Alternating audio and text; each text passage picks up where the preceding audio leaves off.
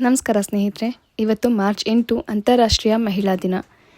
ಇದು ಕೇವಲ ಒಂದು ದಿನದ ಆಚರಣೆಗೆ ಮಾತ್ರ ಸೀಮಿತವಾಗಿರದೆ ಮಹಿಳೆಯರ ಹಕ್ಕುಗಳ ಸಮಾನತೆಗೆ ಮಾಡಿದ ಹೋರಾಟದ ಹಾಗೂ ಅವರ ಸಾಧನೆಗಳ ಸ್ಮರಣಾರ್ಥವಾಗಿ ಆಚರಿಸುವಂತಹ ಒಂದು ದಿನವಾಗಿದೆ.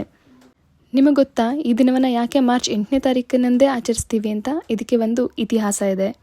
ಯಾರೆಲ್ಲ ಈ ವಿಡಿಯೋನ ಚಾನಲ್ಗೆ ಸಬ್ಸ್ಕ್ರೈಬ್ ಮಾಡದೆ ನೋಡ್ತಾ ಇದ್ದೀರಾ, ದಯವಿಟ್ಟು ಚಾನಲ್ಗೆ ಸಬ್ಸ್ಕ್ರೈಬ್ ಮಾಡಿ. ಹಾಗೆ ಈ ವಿಡಿಯೋ ಇಷ್ಟ ಆಗಿದ್ರೆ ಲೈಕ್ ಮಾಡಿ. 1908ರಲ್ಲಿ ನ್ಯೂಯಾರ್ಕ್ನಲ್ಲಿ 15,000 ಮಹಿಳಾ ಕಾರ್ಮಿಕರು ತಮ್ಮ ಹಕ್ಕುಗಳಿಗಾಗಿ ಬೀದಿಗಿಳಿದು ಪ್ರತಿಭಟನೆಯನ್ನು ಮಾಡ್ತಾರೆ. ಅವರ ಬೇಡಿಕೆಗಳು ಹೀಗಿರ್ತವೆ: ಒಳ್ಳೆಯ ವೇತನವನ್ನು ಪಡೆಯೋದು, ಯಾಕೆಂದರೆ ಅವರು ತುಂಬ ದುಡಿತಾ ಇದ್ರು ಕಡಿಮೆ ವೇತನವನ್ನು ಪಡಿತಾ ಇರ್ತಾರೆ.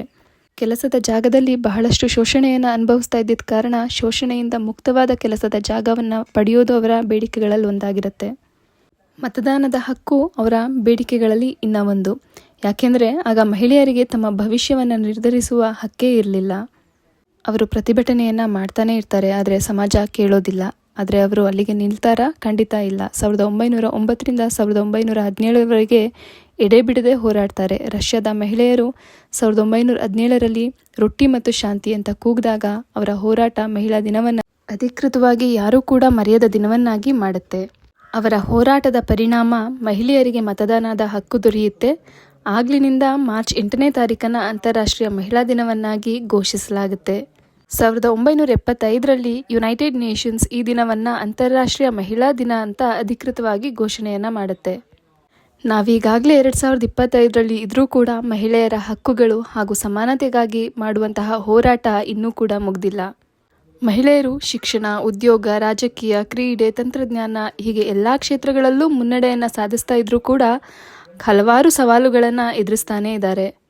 ಹಲವಾರು ಕಡೆ ಮಹಿಳೆಯರಿಗೆ ಪುರುಷರಿಗಿಂತ ಕಡಿಮೆ ವೇತನವನ್ನು ನೀಡಲಾಗ್ತಾ ಇದೆ. ಇವತ್ತಿಗೂ ಕೂಡ ಅನೇಕ ಮಹಿಳೆಯರು ಹಿಂಸೆಗೆ ಒಳಗಾಗ್ತಾನೇ ಇದ್ದಾರೆ. ನಾವು ಮಹಿಳಾ ದಿನವನ್ನು ಕೇವಲ ಒಂದು ದಿನಕ್ಕೆ ಮಾತ್ರ ಸೀಮಿತವಾಗಿ ಇಡೋದು ಸರಿ ಇಲ್ಲ. ನಿತ್ಯವೂ ಮಹಿಳೆಯರಿಗೆ ಗೌರವವನ್ನು ಕೊಡಬೇಕು, ಹಾಗೆ ಪ್ರೋತ್ಸಾಹಿಸಬೇಕು. ನೀವು ಯಾರೇ ಆಗಿರಿ, ಏನೇ ಕೆಲಸನ ಮಾಡ್ತಾ ಇರಿ, ನಿಮ್ಮ ಕನಸು, ನಿಮ್ಮ ಶಕ್ತಿ ಮತ್ತು ನಿಮ್ಮ ಪಾತ್ರ ಬಹಳ ಮಹತ್ವದ್ದು. ನಾವು ಹೆಣ್ಮಕ್ಳಿಗೆ ಉತ್ತಮ ಶಿಕ್ಷಣವನ್ನು ಕೊಡೋಣ, ಅವರ ಕನಸುಗಳಿಗೆ ಬೆಂಬಲವಾಗಿ ನಿಲ್ಲೋಣ, ಅವರ ಬಗ್ಗೆ ಒಳ್ಳೆಯ ಮಾತುಗಳನ್ನ ಆಡೋಣ. ಇಂತಹ ಸಣ್ಣ ಬದಲಾವಣೆ ಆದರೆ ಅದೇ ದೊಡ್ಡ ಪರಿಣಾಮವನ್ನು ತರಬಹುದು. ಈ ಮೂಲಕ ನಿಮ್ಮ ತಾಯಿ, ತಂಗಿ, ಸ್ನೇಹಿತೆ, ಶಿಕ್ಷಕಿ ಯಾರಾದರೂ ಆಗಿರಲಿ ಅವ್ರಿಗೊಂದು ಪ್ರೋತ್ಸಾಹದ ಮಾತನ್ನ ಹೇಳಿ, ಅವರನ್ನು ಮೆಚ್ಕೊಳ್ಳಿ. ನಾವು ಬದಲಾವಣೆಗೆ ಪ್ರೇರಣೆ ಆಗೋಣ. ಎಲ್ಲ ಶಕ್ತಿಯುತ ಮಹಿಳೆಯರಿಗೆ ಮತ್ತು ನಿಮ್ಮೆಲ್ಲರಿಗೂ ಹ್ಯಾಪಿ ವುಮೆನ್ಸ್ ಡೇ. ನೀವು ಈ ವಿಡಿಯೋನ ಇಷ್ಟಪಟ್ಟರೆ ಲೈಕ್ ಮಾಡಿ, ಶೇರ್ ಮಾಡಿ ಮತ್ತು ಚಾನೆಲ್ಗೆ ಸಬ್ಸ್ಕ್ರೈಬ್ ಮಾಡೋದನ್ನ ಮರಿಬೇಡಿ. ಧನ್ಯವಾದಗಳು.